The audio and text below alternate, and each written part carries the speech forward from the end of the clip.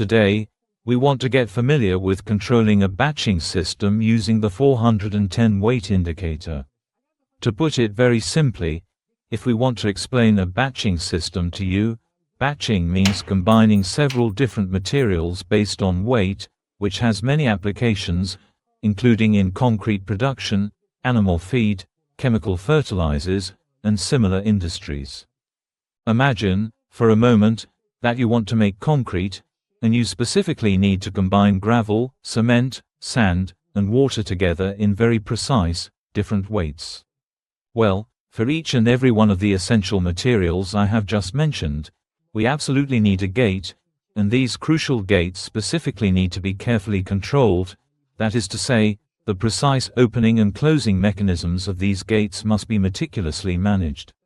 These various materials should then enter a designated tank one after another, in a sequential manner, where they are thoroughly mixed together, and after they are completely combined and integrated, they subsequently need to be efficiently discharged. So, for this entire process, we will need 5 distinct output relays.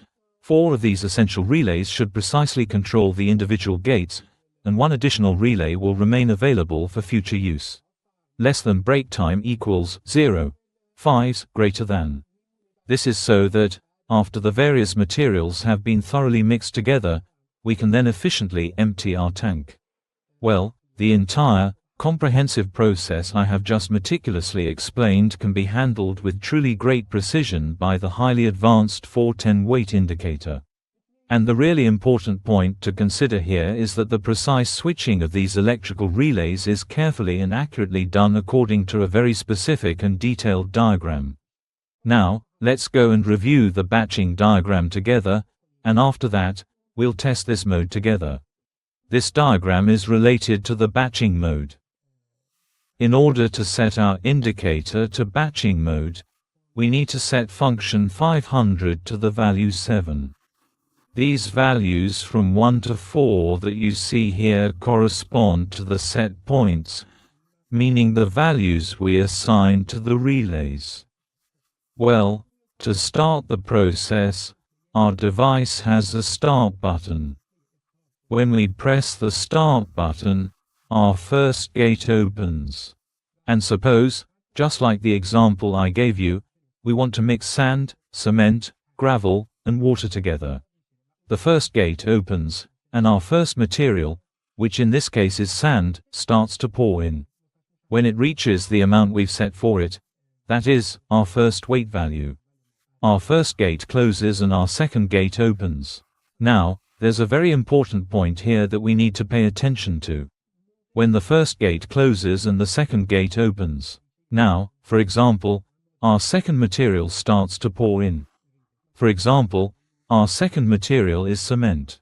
We've also set its amount as SP2. When the SP2 amount has been poured in, now, the weight of what's inside the tank is SP1 plus SP2. That is, for example, we first poured in the sand. Then we poured in the cement.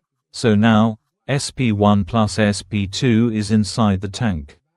So, when the weight reaches SP1 plus SP2, at that point our second valve closes and our third valve, which is for our third material, opens. Now, for example, our third material is sand. We've set a specific amount for the sand, which is now adjusted by SP3. When that amount has been poured in, meaning the weight inside our tank becomes SP1 plus SP2 plus SP3. At that precise point, our third valve completely closes and our fourth valve then opens, and this process continues in precisely the same manner. When our total accumulated weight eventually reaches SP1 plus SP2 plus SP3 plus SP4, then our fourth valve also completely closes at that moment. Now, there are a few points regarding the opening and closing of these valves. That is, the first valve and the second valve. As you can see here, there is a timer which we have marked with a tick. We can set the value of this timer using function 510. In other words, we can specify the time interval between the opening and closing of the two valves. That's one point. The next crucial point to consider is that when our fourth valve meticulously closes, one of these specific relays, which precisely corresponds to our designated output number 5, that is to say, our relay number 5. Now, this discharge relay remains active after tick seconds and for a duration of tiddo-seconds, and as we mentioned, we can set the tick using function 510. Finally, we have a very important relay, specifically relay number 7, which is crucial. When we press start, our relay number 7 is activated, which indicates that our display is now operating in batching mode. And when we press stop, our relay number 7 is deactivated. Okay, we have connected our load cell to the SI410 display. The first thing we need to do is calibrate our display, which we explained to you in previous tutorials. After carefully calibrating the display, we then need to proceed to set the display into its batching mode of operation. To do this, we press the F1 button 4 times in a row. The setup menu will appear. We press this button 1. Here, we enter the functions menu. We enter the number 500. That means we want to enter function 500.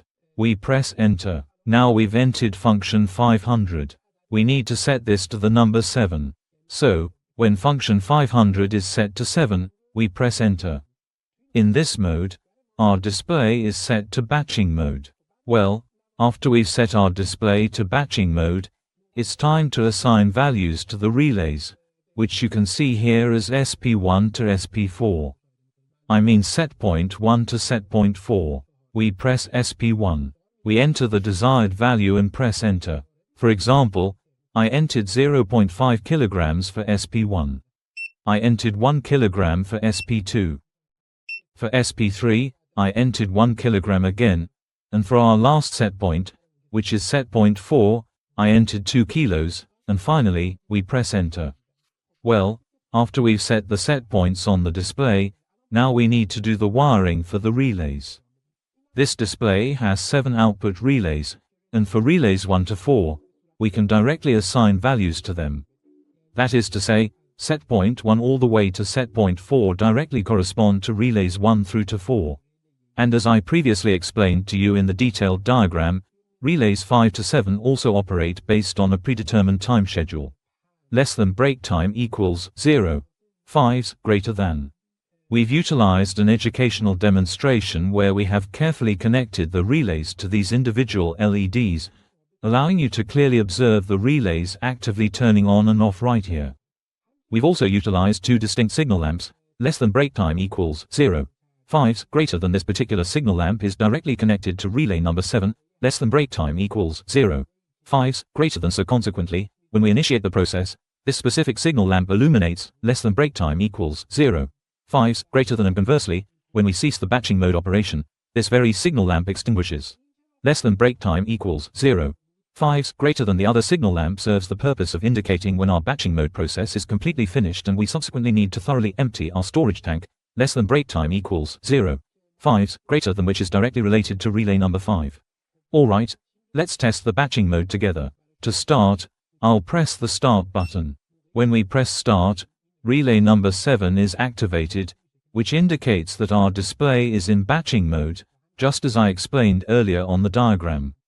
When we press start, our first valve opens. We've set the first set point to half a kilogram. So, if I now place half a kilogram on the load cell, our first valve will close and the second valve will open. As you just saw, the very first relay was successfully deactivated, and subsequently, our second relay was promptly activated. Now, we have carefully set the second set point to precisely 1 kilogram. If I place 1 kilogram, the second valve will close and the third valve will open.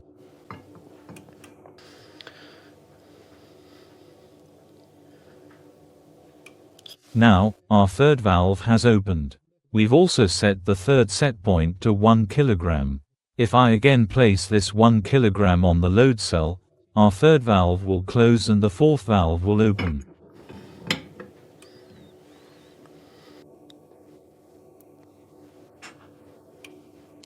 Now, our fourth valve has opened.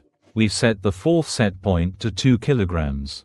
After I place these 2 kilograms on the load cell, our fourth valve will close, and after time t1, which, as I explained on the chart, is 1 second, our discharge relay will be activated and will remain active for a duration of t2, which is 2 seconds. As mentioned, we can set the values for t1 and t2 using functions 510 and 520. I've set both of these values to 5 seconds. Now, let's see what happens. Alright, our fourth valve has closed. After 5 seconds, our discharge relay is activated, and then after 5 seconds it deactivates, and the whole process is completed. And since the process is finished, the light that was related to the batching mode also turned off.